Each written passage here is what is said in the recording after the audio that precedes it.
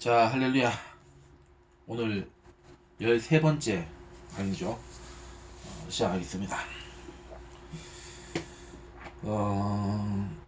이제 예언서로 들어가게 되겠죠. 이제 제4부죠. 제4부. 예언서. 하나님을 대변한 사람들의 신앙이 이렇게 되어 있는데, 쉽게 얘기해서, 이제 그 예언자들의, 이제 선지자들의 삶과 그들의 사명과 그들의 사역에 대해서 우리가 이제 공부를 이제 해보는 시간을 이제 가져보도록 하겠습니다. 근데 이제 우리가 조금 이제 수업을 우리가 이제 진행하기 전에 제가 먼저 조금 여러분들에게 이제 뭐 사전 설명 뭐 그렇게 뭐 고창스럽게 할 건 아니지만은, 근데 우리가 이제 이 선지자들, 우리가 예언서에 대해서 조금 우리가 좀 어떤 뭐라고 해야 되죠? 편견 같은 게 있는 것 같아요. 물론 우리가 많은 이단들이 있고 또 이거 가지고 여러 가지 이제 이렇게 소위 말해서 이제 이 사기치는 사람들이 워낙 많기 때문에 이제 우리가 이 예언서를 다룬다는 게 사실은 쉽지는 않다는 얘기를 많이 들었어요. 실질적으로는 목사님들 같은 경우에도 이제 아무리 예언서는 조금 조심스럽게 다룰 수밖에 없고, 또 실제로 예언서를 우리가 말씀으로 이렇게 설교하거나 우리가 강해 설교를 할 때 같은 경우에는 실제로 많이 이렇게 그 영적인 전쟁들이 이제 있고, 근데 또 여러 가지 또 이게 분별을 하지 못하는 또 그런 흐름이 있을 수 있고, 그렇기 때문에 정말 조심스럽게 유리그릇 다루듯이 이제 외줄타기 하듯이 조심스럽게 이렇게 다룬다고 생각들을 하시지만은, 근데 저는 뭐 이건 뭐 제 개인의 어떤 뭐 썰을 뭐 내피셜을 지금 여러분들에게 얘기를 하는 게 아니고,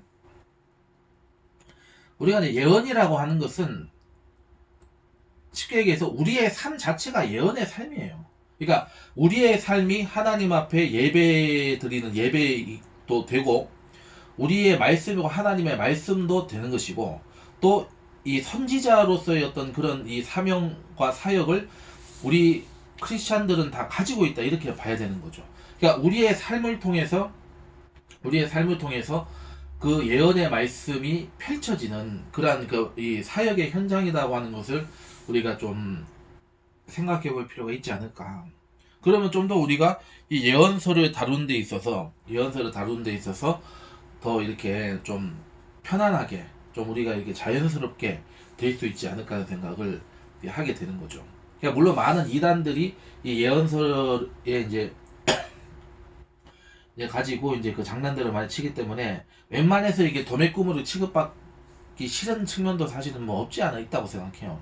그렇지만은 그럴수록 우리가 예언의 말씀에 대해서는 우리가 구약의 예언서, 신약의 요한계시록을 우리가 더 얘기를 해야 되고, 그리고 솔직히 말씀드리면 여러분, 우리가 예언의 말씀이 없는 성경은 없습니다. 창세기부터 우리가 요한계시록까지 구약과 신약 전체를 통틀어서 여러분 절대로 예언의 말씀이 없는, 예언의 말씀에 근거하지 않은 말씀은 다 없거든요. 예를 들어서 우리가 창세기 3장 15절의 말씀, 이 여인의 후손으로 이제 그 메시아가 오실 것이죠. 메시아 언약이 기록되어 있습니다.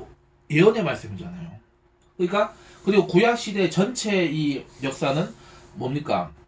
바로 이 메시아에 대한 대망 신앙, 대망 사상을 가지고 오실 메시아에 대해서 이제 그 모든 것에 집중하는 그러한 예언적 신앙을 가지고 있었다. 그리고 우리는 이제 초림하신 예수님 사흘 만에 이제 죽으셨다가 부활하시고 이제 성령을 보내시고 우리와 함께 하시는, 그리고 다시 이 땅에 오실 예수님을 믿는 우리의 믿음 자체가 예언의 믿음, 예언사적인 그러한 신앙으로 우리는 이미 그 떠날 수 없다, 이렇게 공기와 같은 것이다, 이렇게 보시면 되는 거예요. 그렇기 때문에 예언의 말씀이라고 하는 것을 우리가 과도하게 이렇게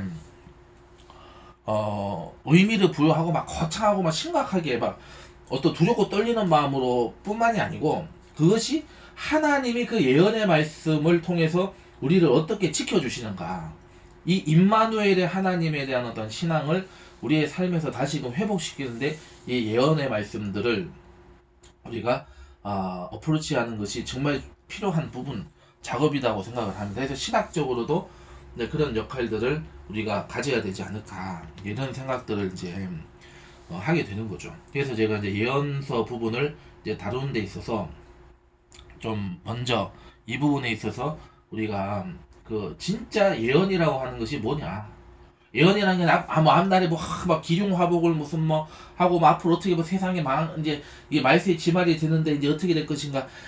이게 아니라 지금 현재 우리의 삶, 지금 이 현실이 바로 예언의 말씀이죠. 예언의 어떤 그 성취의 과정이기 때문에 또 그러한 삶을 우리가 계속 살아갈 것이기 때문에 그러한 삶에 대해서 우리가 좀 더 이렇게 나의 관점, 이 현실의 관점에서 예언의 말씀을 좀 다루어야 되지 않을까. 그런 것이 우리 한국교회가 좀 많이 부족한 부분이라고 생각을 하는 거죠. 그래서 그런 것을 이제 극복하는 그러한 신앙들로 우리가 이제 재무장해야 되지 않을까. 그런 그 관점에서 말씀을 드리는 겁니다. 자, 그래서 이제 예언서 부분은 이제 제 4부에서는 이제 1장부터 11장까지 좀 내용이 굉장히 많아요. 내가 봤을 때 거의 한 3분의 1의 분량을 차지하고 있는데, 그래서 이제 요약을 하면은 이제 선지자들의 삶, 선지자들 누군지, 이제 그들을 먼저 우리가 조금 집중을 할 필요가 있겠다고 생각을 해서 이 저자는 수록을 한 것 같아요. 그리고 그들이 어떤 사명을 받았는지, 그들이 예언의 메시지는 이제 우리에게 어떤 의미인지를 한번 생각을 해 보도록 하겠습니다. 자, 그러면 이제 제1장 포로기 이전 문서 예언자들의 미래 선포를 이제 메시지를 어떻게 이해해야 하는가부터 공부를 하도록 하겠습니다. 자, 부제가 그게 밑에 붙어 있죠. 예언자의 미래 선포는 조건적이냐 결정적이냐. 이제 그거를 이제 관점에서 이제 보도록 하죠. 첫 번째 들어가는 말부터 하겠습니다. 먼저 포로기 이전의 문서 예언자와 미래 선포라는 용어에 대하여 살펴보자. 포로기 이전 문서 예언자에게 해당되는 대표적 예언자는 주전 8세기의 아모스, 호세아, 이사야, 미가, 그리고 주전 7세기의 예레미야를 들 수 있다. 연대적으로 보면 아모스의 등장 시기인 주전 약 760년부터 포로기의 시작인 주전 587년까지 활동하였던 예언자들을 지칭한다. 이 예언자들은 엘리야, 엘리사 같은 소위 문서 이전의 예언자들과 구분되며 또한 포로기, 그러니까 주전 BC죠. 주전 587년부터 539년 그 시기, 그 기간들하고 포로기 이후의 예언자들, 그러니까 포로기 이후의 예언자들 같은 경우에는 이제 에스겔, 그 다음에 제2 이사야, 학계, 스가랴 등과도 구분되어야 한다. 본고에서는 포로기 이전 문서 예언자들 예언만을 논의의 대상으로 삼는다. 예언이 위협의 말과 책망의 말이란 두 가지 기본 양식으로 되어 있다는 사실은 독일의 성서학자이고 양식 비평가인 헤르만 군켈에 의해서 처음으로 발견되었다. 전자는 미래의 재난을 가리키고 후자는 그 재난에 대한 이유를 일컫는다. 그러나 아모스와 같이 예외적으로 심판만 선포하는 예언자가 있기는 하지만 모든 예언자들이 심판만을 선포하는 것이 아니고 심판과 더불어 구원도 약속한다. 대부분의 예언자들은 심판뿐만이 아니라 구원도 선포하기 때문에 이 중립적 표현으로 위협의 말 대신에 미래 선포라는 용어가 더 적절하게 보인다. 물론 예언자들의 미래 선포는 주로 심판의 주류를 이루고 있는 것은 사실이다. 이상의 두 가지 전문 수로의 이해를 바탕으로 본 소고에서는 특히 포로기 이전 문서 예언자의 미래 선포가 청전 이스라엘의 회개를 통하여 돌이킬 수 있었던 조건적 메시지인지 아니면 더 이상 돌이킬 수 없이 이미 하나님에 의해 결정된 사항인지를 묻는다. 필자는 후자의 입장을 지지한다. 그러니까 쉽게 얘기해서 하나님이 우리가 역사서를 보면은 구약의 역사서를 이렇게 봤을 때 제가 한번 찾아봤어요. 제가 이제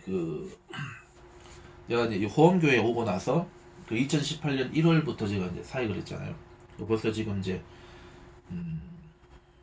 벌써 3년 지금 이제 10개월이 됐죠. 3년 10개월 이제 좀 있으면 이제 4년이 되는데 내가 이제 말씀을 이렇게 이제 어차피 1년 동안 말씀 사역도 했으니까 그 말씀에 대한 어떤 부분을 이렇게 묵상을 하고 이렇게 하다가 갑자기 궁금한 거예요. 저도 이제 성경은 솔직히 이제 뭐 통독을 하고 제대로 막 이렇게 한 건 아니었기 때문에 분명히 이제 구약의 예언서를 보면은 분명히 회개를 촉구하고 이제 회복을 선포하다가 어느 시점부터는 하나님이 그 심판을 결정했고, 이 심판이라고 하는 것은 과거에 여러 번 그 심판하기로 이제 그 예루살렘이라는 심판을 하나님이 이제 작정을 하셨지만은 또 이제 하나님이 이제 긍휼히 여기셔서 돌이키시고 이렇게 이제 물론 심판이라고 하는 것도 이제 사실은 엄밀한 의미에서 긍휼의 한 표현인 거죠. 이제 긍휼함 해서 돌이켜라. 이제 옥석을 가리시는 가운데서도 이제 포기하지 않는 기다리시는 그런 하나님의 그런 이제 그 사역이시기는 하셨지만은 그러나 어쨌든 이제 그 전에는 분명히 돌이키면은 회복시킬 것이다. 에서 어느 순간부터는 이 예언의 말씀들이 바뀌기 시작하죠. 예, 너희들에 대한 심판을 돌이키지 않을 것이고, 이제 나는 절대로 돌이키지 않을 것이고, 너희들은 이제 멸망하게 될 것이고, 너희들을 내가 이제 받아주지 않겠다. 이 말씀으로 이게 바뀌게 되는 것이죠. 그럼 나는 이제 궁금증이 그거예요. 그럼 도대체 뭐 때문에 하나님이 이렇게 진짜, 그러니까 쉽게 얘기해서 전문용어로 빡치셨는지, 왜 하나님이 이렇게 뚜껑이 열리셨는지.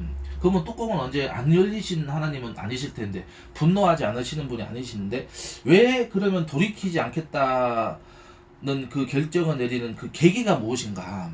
제가 그거를 이제 한번 찾아봐야 되겠다 해서 좀 말씀도 찾아보고 이제 그 이렇게 논문도 찾아보고 이렇게 제가 이렇게 그 리서치를 했어요. 리서치를 했는데 답을 얻었습니다. 이 유다의 14번째 왕이 누굽니까? 므낫세 왕이죠. 므낫세 왕. 므낫세 왕은 누구여야 됩니까? 바로 그 전 왕인 13대 13번째 왕인 히스기야 왕의 아들입니다. 히스기야 왕의 아들이에요. 히스기야는 이제 하나님 앞에 이제 이 신앙을 회복하는 그 왕 중에 한 사람을 평가받고, 동시에 이 사람은 이제 자기가 이제 그 이 암 말기가 돼가지고 이제 그 사경을 헤매게 됐을 때 하나님 앞에 회개하고, 하나님 그래서 은혜를 베풀어서 15년을 더 살게 하셨다. 이제 그 왕이죠. 근데 히스기야 왕은 이제 물론 히스기야 왕에 대해서 여러 가지 얘기를 해야 되겠지만은 그 일단 우리가 이제 평가할 수 있는 것은 그래도 야훼 신앙을 다시금 이렇게 이스라엘 백성들을 인도하는 역할은 분명히 했다, 이 사람이. 물론 뭐 학자들 견해는 뭐 그 사람의 말년이 결국은 다시 이제 뭐 미끄러졌다 뭐 해석하는 경우도 있고, 그냥 뭐 믿음을 다 지키다가 결국 므낫세가 결국 이제 그 말아 먹었다 뭐 그런 여러 가지 견해가 있습니다만은, 분명히 이 므낫세의 입장에서는 어때요? 므낫세 입장에서는 자기 선대의 삶을 통해서 하나님이 역사하는 것을 봤단 말이죠. 그런데도 불구하고 이게 돌이키지 않았다. 이거는 굉장히 이게 시사하는 바가 큰 사건일 수밖에 없지 않을까. 예를 들어서 이렇게 한번 생각해 보죠. 이 솔로몬이 이방 여인들을 받아들이고 이방 여인들의 그 종교까지 이제 그 받아들여 가지고 거기에 우상 숭배를 하고 이제 제사까지 참여하는 그런 이제 참담한 행동을 했죠. 근데 하나님께서는 어떻게 하셨습니까? 그래서 그거를 반드시 심판을 하겠다. 그러나 이제 네 아버지를 생각, 다윗을 생각해 가지고 이제 너 평생에는 이제 심판을 내리지 않고 이제 어떻게 되는 거죠? 이제 너의 그 아들, 너의 이제 다음 그 후대 왕 때 그 심판을 이제 내리겠다 해가지고 나라가 쪼개져 버린 거잖아요. 이제 그 쪼개졌다라고 하는 말씀 속에 사실 하나님 뭘 지금 얘기하는 거죠? 뭘 얘기하는 거예요? 솔로몬의 회개를 촉구하는 거죠. 다시 바로 서라. 물론 바로 섰다 또 해석하는 사람들도 있고, 바로 서지 않고 결국 그 사람은 지옥 갔다, 멸망했다, 이제 그렇게 이제 해석하는 경우도 있어요. 근데 어찌됐든 간에 그 회개라고 하는 그 화두, 회개라고 하는 그 핵심적 메시지를 쉽게 얘기해서 이제 이 이후의 왕들이 그 회개의 길을 가는 것, 회개의 길로 하나님 앞에 회개함으로 돌아서서 본인의 삶부터 하나님 앞에 바로 서는, 그 하나님 앞에 선을 행하는, 하나님과 동행하는 삶을 살았던 왕들을 통해서 하나님께서는 어떤 의미에서 참으시고 또 참으시고 그렇게 했다. 근데 우리가 그런 므낫세 왕은 뭐가 문제가 생겼냐면은, 이 므낫세 왕을 우리가 좀 세부적으로 분석을 해볼 필요가 있는데, 가장 심각한 문제가 뭐냐, 본인도 회개하지 않았다는 거. 이제 그 우리가 힌트를 얻을 수 있는 거죠. 본인도 회개하지 않았다는 것도 문제가 되지만, 사실 제일 문제가 되는 게 뭐냐면, 정치 권력이 쉽게 해서 주의 종들에게 손을 대면 안 돼요. 손을 대는 것이 문제가 되는 거죠. 더 심각한 건 뭐냐면, 그 손을, 그러면 이제 이 탄압을 받았어. 그러면 거기에, 그러면 주의 종들이 어떻게 돼요? 거기에 이제 저항을 하고 그것을 거부하면은 되는데, 그 시대는 결국 주의 종들마저도 어떻게 되는 거예요? 주의 종들마저 거기에 굴종해버리는 사건이 발생하는 거죠. 그러니까 하나님이 얼마나 기다려 주셨는데, 얼마나 기다려 주시고 얼마나 하나님이 회복을 지금 이루어 주셨는데, 그리고 그 회복의 증거로서 자기 아버지의 소명을 15년을 더 하나님이 주시는 그런 놀라운 기적까지 베풀어 줬는데, 어떻게 그렇게 돌아설 수가 있느냐. 그러니까 하나님의 회복 다음에 이루어지는 하나님의 은혜를 배신했을 때 하나님의 진노라고 하는 것은 어느 시대에나 있을 수 있다는 거죠. 그러나 이미 그것이 어떤 의미에서 본다면 솔로몬 이후로 이 므낫세 왕까지의 그 시대가 결국은 하나님의 관점에서 봤을 때 하나님에게로 돌아서지 않았다. 쉽게 얘기해서 확실하게 하나님 앞에 바로 서지 않았다는 그 책임이 있는 거죠. 그러니까 므낫세의 결국 그 몰락이라고 하는 므낫세의 그 저주라고 하는 것은 쉽게 얘기해서 주의 종들에게 내리는 저주와 같은 것이다, 이 얘기죠. 그래서 결국은 하나님께서는 이제 심판을 내리게 되는 것이죠.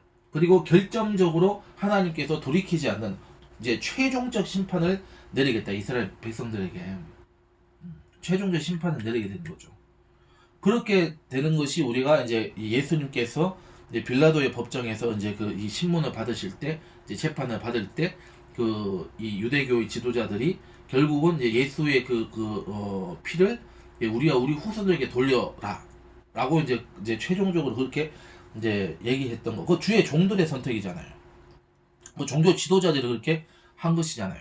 그렇기 때문에 결국은 그 저주가 지금도 유효해서 계속 이 유대인들이 지금 박해받는 그런 에서 약 이 1500년 이상의 그 이 무시무시한 박해, 나라 없이 결국은 히틀러의 그런 학정에 완전히 그냥 쓰러지기 일보 직전까지 가게 되는, 물론 하나님께서 이제 그 1948년 5월 14일이죠. 그때 이제 지금 이제 이스라엘 세속 국가이긴 하지만 어쨌든 이스라엘을 다시 회복시키시고 지금 이제 이 종말의 시기로 지금 이제 접어들게 되는 이 시기까지 지금 우리가 오게 된 것이죠. 그렇기 때문에 여기에서 결국은 하나님이 뭘 말씀하시느냐, 심판이 선포되고 그 심판이 이제 이루어진다. 이게 지금 심판은 이미 하나님의 심판을 내리심으로 해서 어떻게 된 거예요? 지금 이 선지자의 삶에서부터 이제 이 심판의 삶이 시작되는 거예요. 주의 종들로부터 쉽게 얘기해서 이제 하나님의 저주가 부어지기 시작한다, 이렇게 해석할 수 있는 거죠. 근데 여기서 하나님은 그러면 그것을 통해서 끝내려고 하시느냐? 아니죠.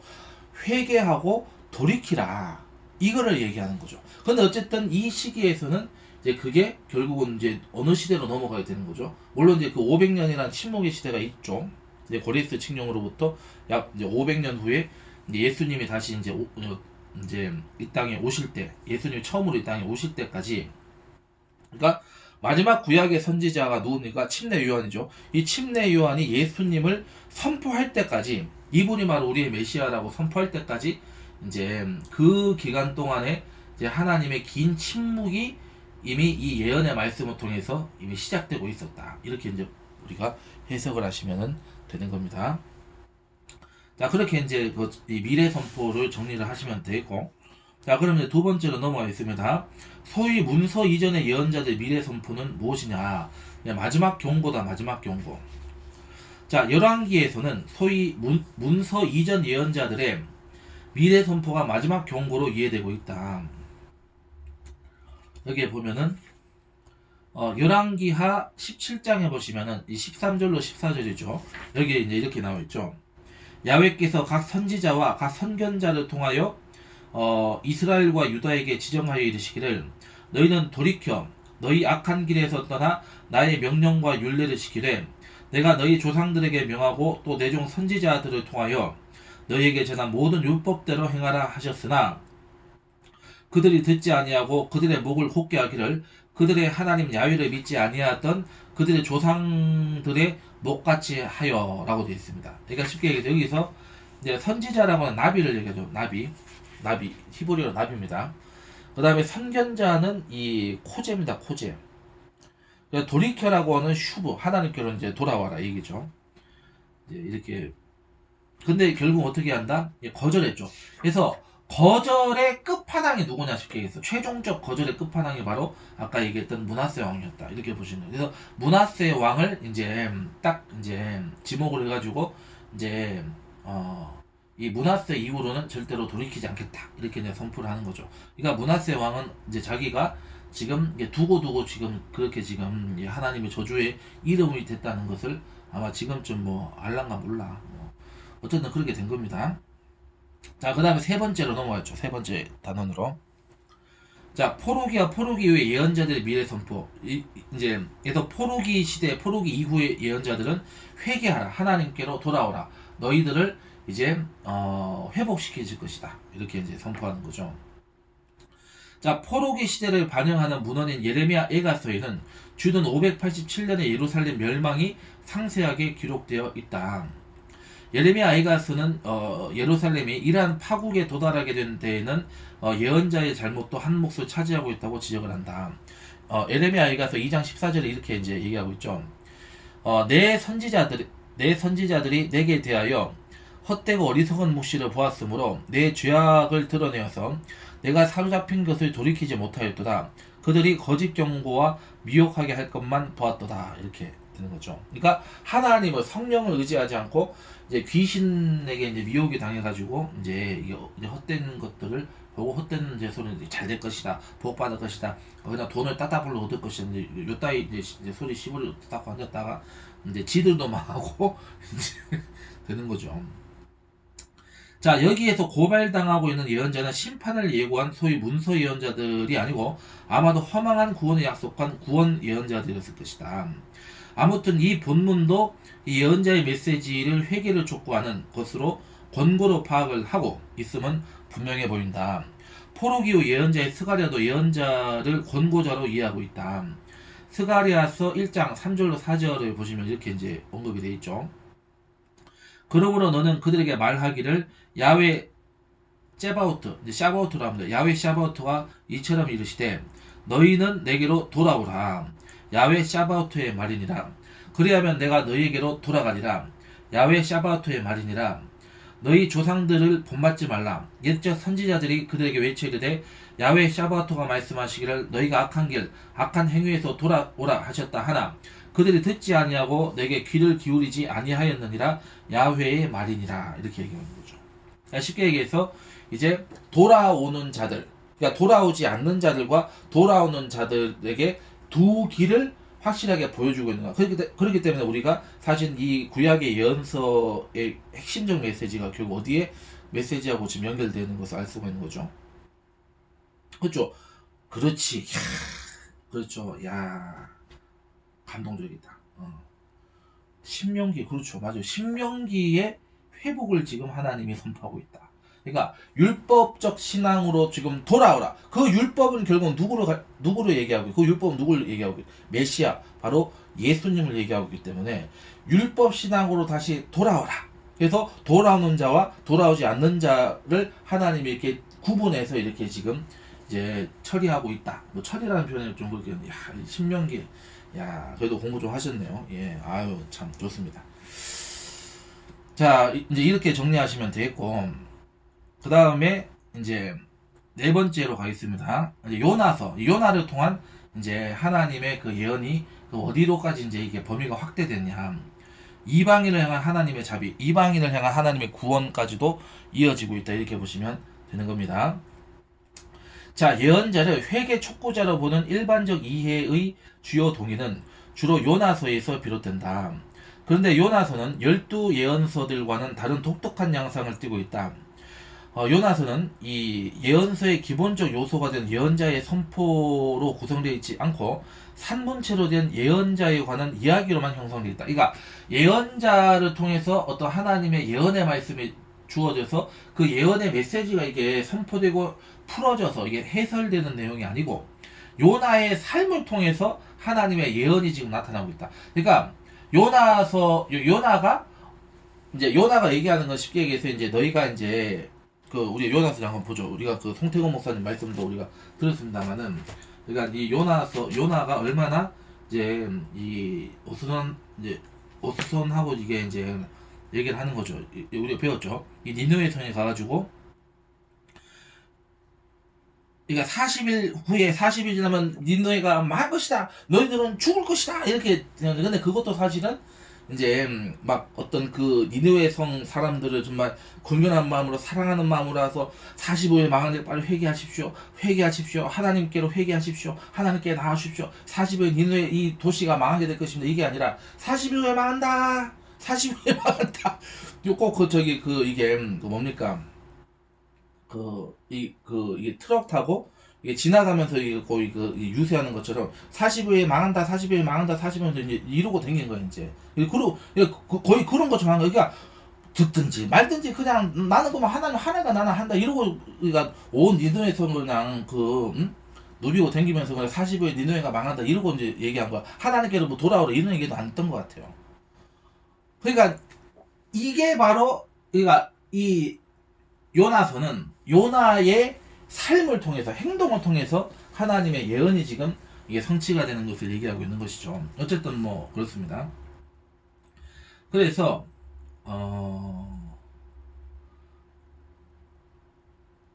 그래서 이제 40일이냐면 니느웨가 무너지리라 라고 하고 외친다. 물론 이러한 선포를 문서 예언자들도 말할 수는 있다. 그러나 40일이라는 시기 설정은 문서 예언자들에게 있어서 매우 드문 경우에 속한다. 또한 요나서의 본래 의도는 회개 촉구라고 할 수가 없다. 요나서는 예언을 묘사하려고 하지 않는다. 요나서의 의도는 요나 자신을 통해서 구체화된 이방 민족에 대하여 지독하리만큼 냉정한 이스라엘과는 전혀 다른 하나님의 자비와 관용을 알리는 것이다. 그러니까 우리가 여기서 아는 것처럼 그러니까 요나서 잠깐 볼까요? 제가 펴놨는데 4장이죠. 요나 4장 1절 뭐라고 해서 요나가 매우 실하고 성내며 그러니까 참 예언자가 이렇게 사역하는 예언자가 어디 있을까요?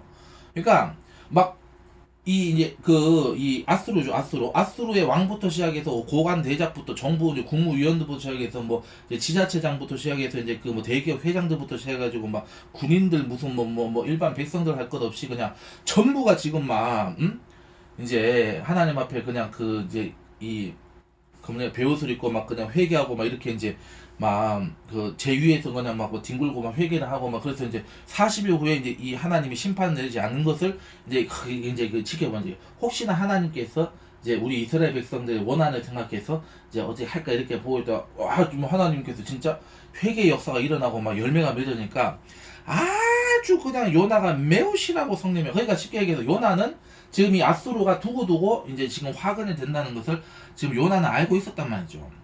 그러니까 두고두고 화근이 될 것을 갖다가 지금 이제 막 이 하나님이 이렇게 막 잘되게 하는 거 보고 그러니까 이제 요나 입장에서는 이제 막 하나님 원망이 막 이제 샘솟도 하는 감사가 샘솟는 게 아니라 원망과 짜증과 막 그냥 막 이게 막 속에서 막 이제 막 이제 꾸룩내가 올라오기 시작하는 거죠. 그러니까 막 하나님 어떻게 하나님 이럴 수가 있냐고 막 저것들이 지금 어떤 것들인지 내가 아는데 어떻게 하나님 막 이래서 그러니까 하나님께서 야 그렇게 성내는 것이 옳으냐 너 왜 그렇게 화를 내냐 야 너 참 이상하다 막 이렇게 하나님께서 말씀하시는 것이 이제 요나서에 이제 기록이 있는데 그러니까 쉽게 얘기해서 하나님께서는 예언적으로 예표적으로 선포적으로 이 니느웨 성을 구원해 주심으로 그 백성들을 지켜 주심으로 해서 온 인류를 향한 하나님의 구원이 확대될 것이다. 즉 이거는 뭔 얘기냐면은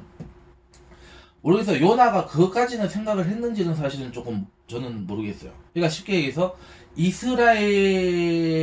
이스라엘에서 쉽게 해서 촛대가 온 열방으로 넘어갔다. 인류로 넘어갔다. 라고 하는 것을 요나가 알았을 수도 있겠죠. 그러니까 이제 유대인의 입장에서는 요나 입장에서는 이제 그게 이제 이제 시기가 나고 화가 나는 거죠. 시기 질투가 나는 거죠. 쉽게 얘기해서.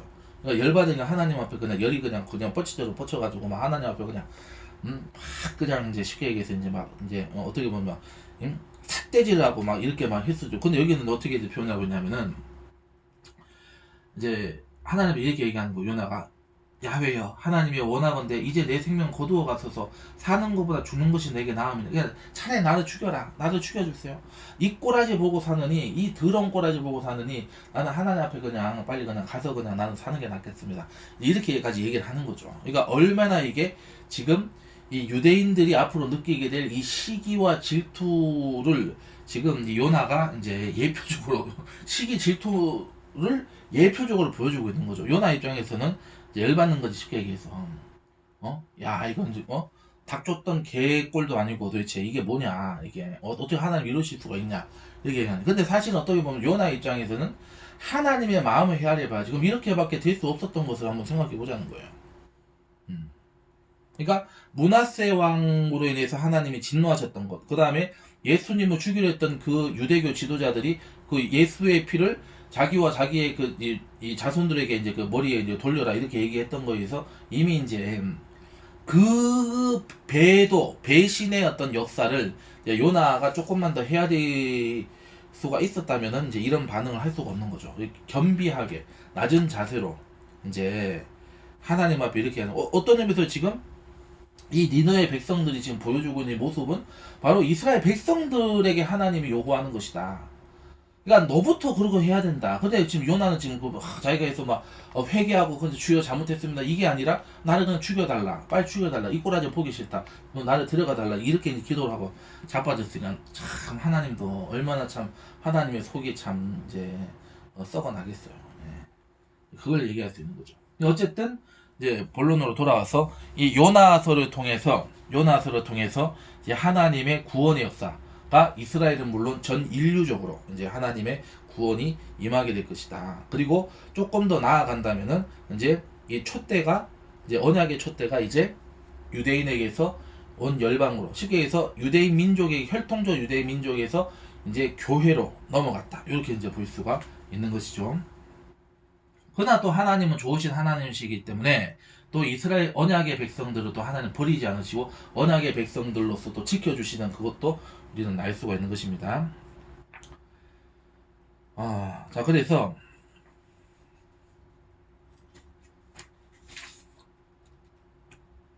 요나서 4장 요나서 3장 10절과 4장 1절에 보면은 표준 세번역으로 했는데 아까 읽었던 부분 같은 부분입니다. 하나님께서 그들의 뉘우치는 것 곧 그들이 저마다 자기가 가던 나쁜 길에서 돌이키는 것을 보시고 뜻을 돌이켜 그들에게 내리시겠다고 말씀하신 재앙을 내리지 않으셨다. 요나는 이 일이 매우 못마땅하여 화가 났다. 이렇게 얘기하고 있고 그 다음에 요나서 10장 11절에 보면은 이것도 표준 세번역입니다. 주께서 말씀하셨다. 내가 수고하지도 않았고 내가 키운 것도 아니며 그저 하룻밤 사이에 자라났다가 하룻밤 사이에 죽어버린 이 식물을 내가 그처럼 아까워하는데 하물며 좌우를 가릴 줄 모르는 사람들이 12만 명도 더 되고 짐승들도 수없이 많은 이 큰 성읍 니느웨를 어찌 내가 아끼지 않겠느냐. 그러니까 여기서 이제 하나님께서는 그 성읍, 이 큰 성읍, 그러니까 당시에 요나 당시에 우리가 12만 명이 모여 사는 도시면 지금으로 치면 1000만 명이 모이는 메가시티입니다. 메가시티. 이 당시에 12만 명 엄청나게 많은 인구가 사는 거죠. 그렇기 때문에 예를 들어서 우리가 그런 거죠. 예를 들어서 저 도쿄에 가서 40일에 도쿄가 망한다. 뭐 예를 들어서 북경에 가서 40일에 북경이 망한다. 이걸 외쳐라. 그러면 솔직히 말해서 우리 한국 사람 입장에서 일본 싫어하는 사람이 있을 수 있고 중국 싫어하는 사람이 있다. 예를 들어서 내 입장에서 너 가서 저기 상해에 가가지고 상해가 망한다 이렇게 이제 선포해라. 그럼 나는 중국 별로 싫어하잖아요. 그럼 내가 가가지고 뭐 중국 사람들 그 도시에 가가지고 해라. 상하이를 북경을 하나님은 사랑하신다. 왜냐하면 도시라고 하는 건 본질상 사람이기 때문에 그 도시를 구원하시고자 하는 하나님의 마음을 요나가 알아차리기를 바랬던 거죠. 그렇기 때문에 어떤 점에서 본다면 우리가 정치적으로 반대하는 사람들을 그러니까 어떤 의미에서는 우리가 일주일 동안 한 6일은 저주하고 이제 막 심판에 대한 기도를 할 수 있지만은 하루 정도는 우리가 또 그들을 위해서 또 기도를 해줘야 되는 거예요. 문재인을 위해서 기도도 해줘야 되고 이재명을 위해서 또 기도를 해줘, 북한을 위해서 기도를 해줘야 되는 거예요.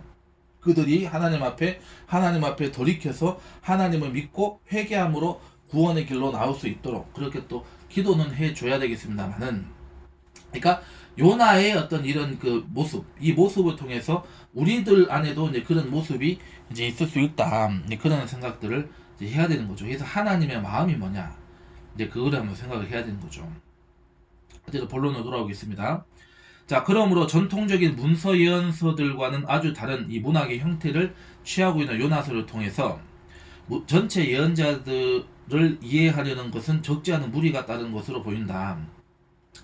그러나 보다 더 중요한 것은 요나서는 이방 민족들을 향한 하나님의 자비를 보여주는 교과서와도 같다는 사실이다. 사실상 요나서와 회개는 직접적인 관련성이 있어 보이지도 않는다. 그러므로 요나서의 근본 주제를 회개 촉구로 보는 것은 근시안적 통찰에서 기인한 것 같다. 그러니까 쉽게 얘기해서 이거는 이제 요나서의 메시지는 쉽게 얘기해서 그거죠.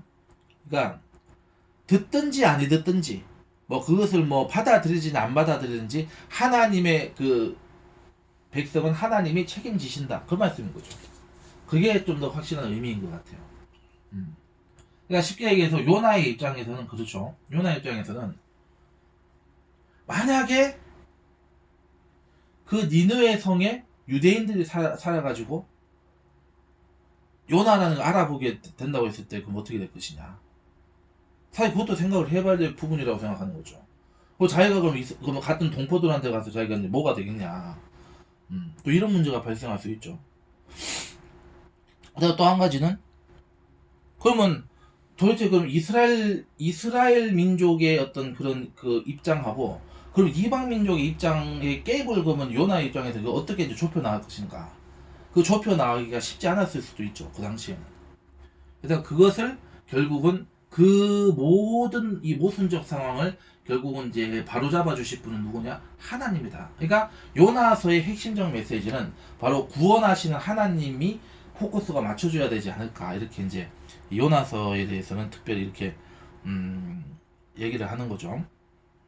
그래서 이제 첫 번째 이제 예언자로 요나서에 대해서 언급을 했습니다. 자, 그 다음에 다섯 번째 챕터로 넘어가겠습니다. 다섯 번째 챕터로 넘어가서, 자, 다섯 번째는 170페이지죠. 170페이지. 자, 이제 포로기 이전의 문서 예언자들은 이제 결정적인 미래 선포를 이제 했다, 이렇게 볼 수 있는 거죠. 위에서 본 바와 같이 문서 이전 예언자들의 미래 선포는 마지막 경고로 이해되었고, 포로기와 포로기 이후의 문서 예언자들의 미래 선포도 그와 유사하게 회개를 위한 권고로 간주되고 있다고 볼 수 있다. 그러나 포로기 이전 문서 예언자들의 경우는 다르게 나타난다. 적어도 포로기 이전 문서 예언자들을 회개 권유자, 촉구자로 이해하려는 시도는 성서적 근거가 박약하다. 최초의 문서 예언자 아모스는 내가 더 이상 용서하지 않겠다, 이렇게 하고 선포를 한다. 호세아도 나는 너희 하나님 예의에 나는 너희 하나님이 되지 아니할 것입니다, 이렇게 단언한다. 이사야의 아들 이름인 스알야숲은 보통 순서가 뒤바뀌어 나온다. 남은 자가 돌아온다, 이런 뜻인 가지고 있는 것 같아요. 이름의 뜻이. 자, 넘어가서, 그러나 현재의 순서는 드문 형태라는 데 주목해야 한다. 이 표현은 돌아온 남은 자를 뜻하는 것으로 반드시 이 전쟁터 등에서 돌아온다는 식의 귀환의 주안점이 있는 것은 아니고, 단지 전쟁터에서 간신히 살아서 되돌아온 패잔병으로서의 남은 자를 가리킨다. 즉 스알야숲이라는 이름은 이 이사야의 아들의 이름인데, 그러니까 이름을 통해서 하나님 메시지가 주어진 거죠. 이 스알야숲이라고 하는 이름은 약속이 아니라 심판을 가리킨다. 이 점에 있어서는 많은 주석가들도 동의하고 있다. 그렇다면 포로기 이전 문서 예언자들은 이미 결정된 더 이상 용서받을 수 없는 재난의 무조건적인 미래를 선포했다고 보는 것이 논리적 귀결이라고 할 수 있다.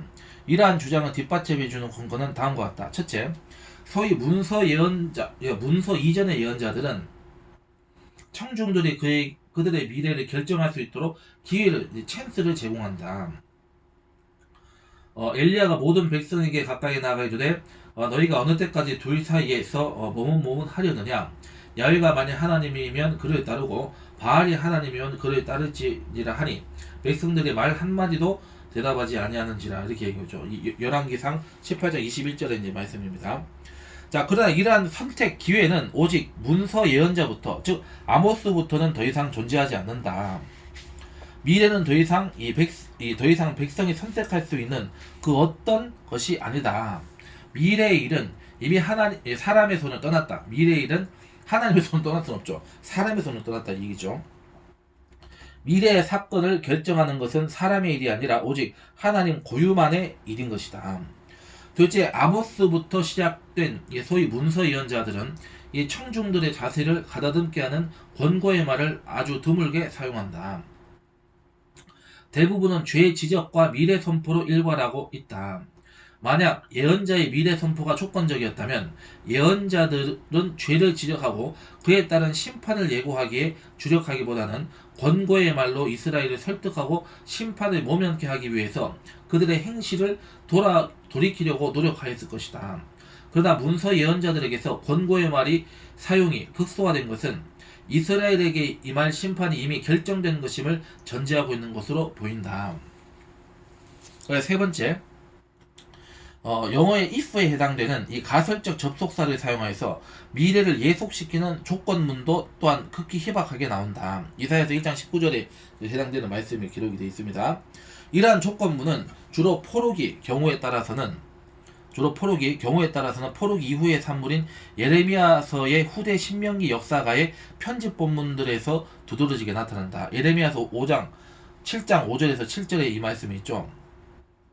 너희가 만일 길과 행위를 참으로 바르게 하여 이웃들 사이에 공의를 행하며 이방인과 고아와 과부를 압제하지 아니하며 무죄한 자의 피를 이곳에서 흘리지 아니하며 다른 신들 뒤를 따라 화를 자초하지 아니하면 내가 너희를 이곳에 살게 하리니 곧 너희 조상에게 영원 무궁토로 준 땅이니라. 이렇게 말씀하고 있죠. 이게 무슨 얘기냐면은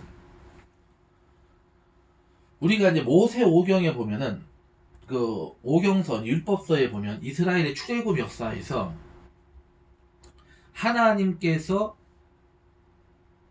그 모세를 비롯한 하나님의 백성들에게 하나님의 사람들에게 어떤 말씀을 주로 이제 하셨냐면은 백성들이 돌이키지 않을 것이다는 말씀을 하십니다.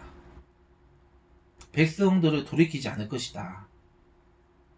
그러니까 하나님은 전지전능하신 건 아시잖아요. 그러니까 저들 중에서는 돌이키는 자들이 있고 돌이키지 않는 자들이 있을 것이다. 그러면 하나님께서는 돌이키지 않는 자들에게는 심판을 선포하실 수밖에 없는 것이고, 그 다음에 돌이키는 자에게는 이제 용서와 회복을 이제 선포할 수밖에 없지 않느냐. 이거를 이미 모세오경을 통해서 하나님은 보여주셨어요. 그렇기 때문에 적어도 이스라엘 백성들에게 있어서 이 심판과 회복이라고 하는 것은 별개의 것이 아니라 구분되는 게 아니다. 같은 것이다.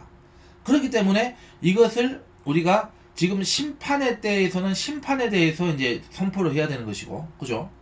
그러니까 요나처럼 그렇게 이제 선포를 해야 되는 것이고, 회복에 대해서는 또 하나님께서 회복을 얘기하는 거죠. 그러니까 요나가 뭐라고 얘기했어? 40일 후에 망한다고만 얘기했잖아요. 그러니까 망한다라고 얘기하지 회복을 할 것이다라는 언급은 사실 빠져 있어요. 그런데 그들의 반응은 뭐예요? 아, 이게 정말 우리가 끝났구나. 그러니까 빨리 회개해야 되는 거구나. 자, 근데 그 회개라고 하는 것은 사실은 우리가 뭐를 전제로 하는 회개가 돼야 되냐? 사실 그것도 중요한 거죠. 사실 예언서를 통해서 예언자들은 그걸 얘기하고 있는 거예요. 회개라고 하는 것은 미래의 회복에 대한 하나님의 언약의 말씀으로 나를 온전히 지금 소속시키겠다. 소속을 바꾸는 얘기를 하는 거죠. 그러니까 하나님이 나를 회복시켜 주신다는 그 말씀에 따라서 나는 하나님 앞에 나아갑니다 라는 뜻이 있는 거예요. 다시 말씀드리면 나는 하나님을 믿는다는 얘기가 되는 거예요. 그렇기 때문에 우리가 회개라고 하는 것은 내가 하나님을 믿는 믿음으로 다시 돌아온다는 뜻이 되는 거예요. 방향을 바꾼다. 하나님께로 다시 온다. 그 하나님은 그 하나님의 말씀으로 나를 인도하시는, 그래서 나는 하나님의 말씀의 자리로 돌아온다는 의미가 있다. 이렇게 보시는 거죠. 근데 참 놀랍게도 어쨌든 그 니느웨 성은 결국은 하나님께서 심판을 하시죠. 이게 니느웨 성에 대한 것도 분명히 여기에도 이게 있는 거죠. 하나님의 확정된 심판이 있고 그 전에 하나님 앞에 돌이키는 자들을 하나님은 이제 이 구원해 주신 것이다. 구원받을 자들 다 구원받고 심판받을 자들 심판받게 돼 있다. 그거를 사실 얘기하고 있는 거죠. 그러니까 그 하나님의 결정하심, 하나님의 예언의 메시지의 그 확정성을 요나는 발견했던 거죠. 그렇기 때문에 그것에 대해서 이제 요나가 아직 받아들이지 못했다는 거죠. 받아들이지는 못했지만 어쨌든 하나님의 어떤 그런 이제 그 말씀에 순종을 하는 거죠. 왜 순종 안 해가지고 자기가 한번 이제 그 큰 물고기 뱃속에 들어갔다가 죽을 뻔했으니까 이제 그게 되는 거죠. 그렇지만 그것을 다 온전하게 이제 이해하지 못한 거죠. 솔직히 말해서 우리가 하나님의 뜻을 어떻게 다 이해하겠어요? 우리가 다 이해 못합니다. 이해할 수는 없지만은 그래도 하나님의 은혜 가운데에서도 그래도 하나님의 그러한 그 결정하심에 있어서는 받아들여질 수밖에 없다. 그러니까 요나에게 하나님께서는 그거를 설득하는 거죠. 또 하나님은 설득을 하시는 거죠. 그러니까 설득을 들을 수 있을 정도의 믿음만 가지고 있다면 사실 우리가 이 멸망하지 않을 수 있겠다는 생각을 하게 되는 거죠. 아시겠죠? 어디까지 했습니까? 자, 그래서 이제 돌아오겠습니다. 본문으로.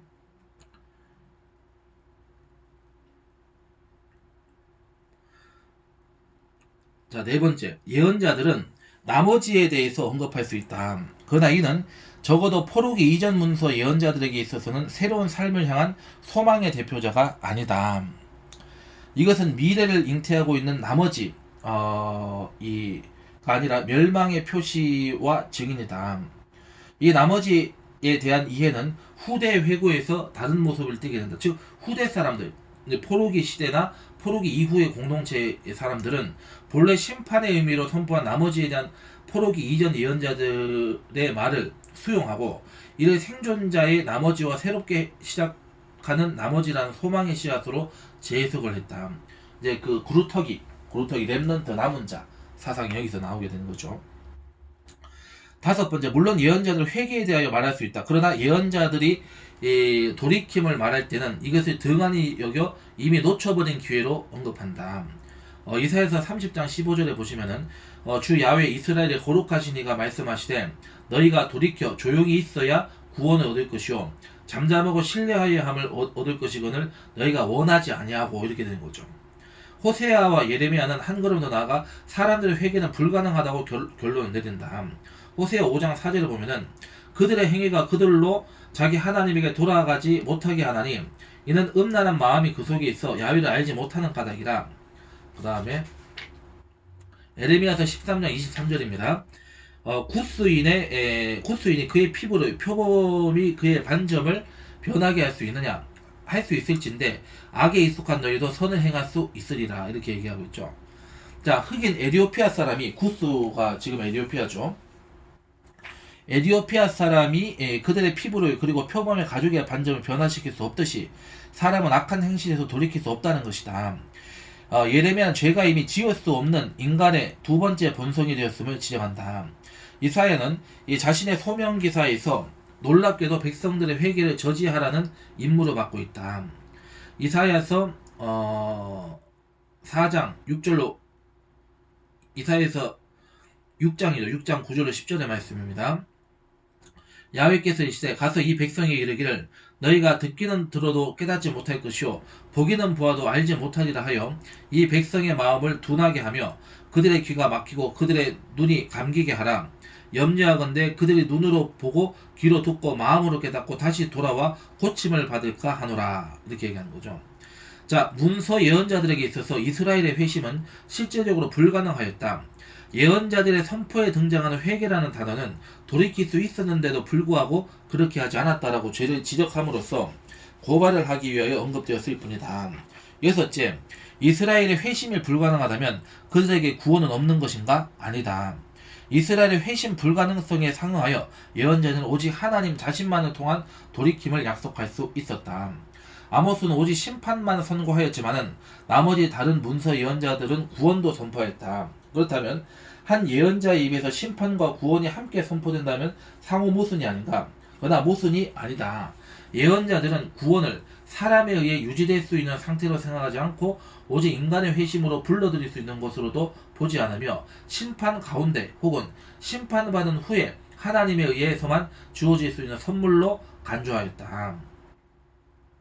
호세아서 14장 4절에서 그 말씀을 하고 있죠. 내가 그들의 반역을 고치고 기쁘게 그들을 사랑하리니 나의 진노가 그에게서 떠났음이니라. 그러니까 회개에 대한 거절과 회개의 무능력을 압축한 표현은 이스라엘의 반역을 치료할 수 있는 분은 하나님 한 분밖에 없다. 회심은 하나님의 치료에 의해서만 가능하다. 그런 의미에서 회개는 하나님의 은혜요 선물이라고 할 수 있다. 그런데 구원을 약속하는 이 본문은 심판을 통한 멸망이 이미 전제되어 있다. 호세아서 13장 16절에서 14장 1절에 보면은 중간에 이제 중약되어 있습니다. 이렇게 나와 있죠. 사마리아가 그들의 하나님을 배반하였으므로 형벌을 당하여 칼에 엎드러질 것이요 그 어린아이는 부서뜨려지며 아이벤 여인은 배가 갈라지리라. 넘어가서 내가 불의함으로 말미암아 엎드려졌느니라. 이렇게 선포를 하고 있죠. 그래서 하나님의 심판은 이 인간의 죄악된 행실에서 비롯되었다. 그들의 하나님을 배반하였으므로 인간은 죄된 행실로 하나님의 심판을 자초한다. 그러나 그 심판을 피할 수도 없으며 더 나아가 하나님의 구원을 가져오게 할 수도 없는 존재이다. 구원은 인간의 행위에 의해서 좌우되지 않는다. 인간의 회심을 통해서 하나님의 구원이 오는 것이 아니다. 즉 인간의 행위가 미래의 구원을 불러들이는 것이 아니고 정반대로 하나님에 의한 구원이 인간의 행위를 변화시키는 것이다. 즉 회심이 구원을 받게 하는 조건이 아니고 선포된 구원이 회심의 전제 조건이다. 구원이 회심을 가능케 하는 근거가 되는 것이다. 쉽게 해서 무슨 얘기냐면은 인간적으로 사람이 자기 죄를 용서할 수 없고 죄를 벗어날 수도 없고 그 죄의 문제를 해결할 수 없다. 그러니까 인간이 구원받을 수 있는 인간 스스로가 구원받을 수 있고 인간 스스로가 하나님과 같이 되는 그런 것을 하나님은 여기 아까 얘기했던 이 이사야서 6장 9절 10절에서의 말씀은 그거를 막으시는 거예요. 그러니까 이 회개가 없는 하나님이 전제되지 않은 메시아에 대한 어떤 말씀에 근거하지 않은 모든 구원은 다 헛된 것이다. 그건 하나님이 막으신다. 그 얘기를 하는 거죠. 그러니까 철저하게 하나님 앞에 바로 설 수 있도록 하나님 앞에 인도하는 그러한 구원을 통해서 하나님의 구원이 이루어지게 되는 것이다. 이렇게 우리가 해석을 할 수 있는 것입니다. 자, 그 다음에 나오는 말 이제 정리를 하겠습니다. 자, 위에서 살펴본 바와 같이 포로기 이전 문서 예언자들의 미래 선포는 이스라엘 행동 변화, 즉 회심에 따라서 바뀔 수 있는 조건적 메시지가 아니고 이미 결정된 사실이었다. 그것은 바로 이스라엘 전체를 향한 하나님의 심판이었다. 당시 이스라엘은 이 하나님의 심판을 피할 도리가 없었다. 그러나 예언자의 시선은 심판에만 머물지는 않았다. 그들의 시선은 심판 너머의 구원에까지 이르렀다. 그러나 그 구원은 하나님의 심판을 경험한 자들에게만 주어지는 하나님의 선물인 것이다. 즉 죄에 대한 이 솔로몬의 죄악과 므낫세의 죄악과 여로보암의 죄악으로 인한 그 죄악의 그 죄값은 반드시 통과해야 되는 거죠. 통과하고 나서 하나님의 용서가 있을 뿐이다. 그것을 이제 보여주고 있는 것이죠. 아시겠죠? 그래서 오늘은 여기까지 강의를 진행하도록 하겠습니다. 감사합니다.